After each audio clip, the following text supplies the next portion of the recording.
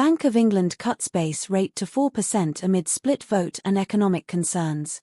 On 7 August, 2025, the Bank of England's Monetary Policy Committee, MPC, delivered a narrow decision to reduce the UK's base interest rate from 4.25% to 4.00%, the lowest since March 2023.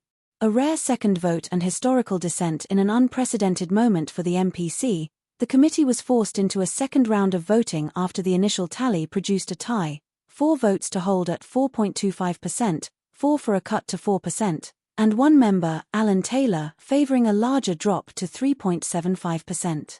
On the revote, Taylor shifted to support the 0.25 percentage point cut, resulting in a narrow 5-4 majority in favour of easing policy. Why cut rates with inflation still elevated? Despite inflation running at 3.6%, well above the 2% target, and expected to climb to around 4% in September due to rising food and energy costs, the MPC chose to cut rates. The main drivers behind this move include weaker labour market, unemployment at around 4.7%, the highest in 4 years, and slowing wage growth suggest the economy is losing momentum. Temporary inflation causes. The bank views current inflation as largely driven by energy and food shocks, which are expected to ease over time. For many homeowners, especially those with tracker or variable rate mortgages, this is welcome relief, as borrowing costs are set to fall.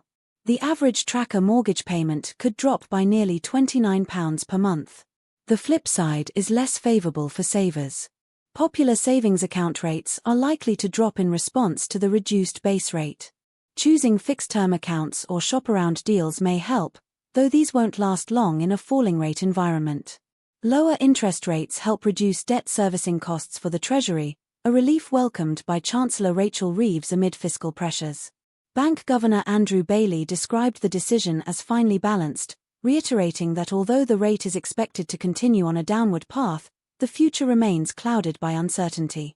With inflation forecast to stay elevated until mid-2027, the pace and timing of further cuts will likely hinge on future data. Economists differ on expectations. Some foresee a possible next cut in November, while others expect a more gradual approach, especially as inflation risks persist.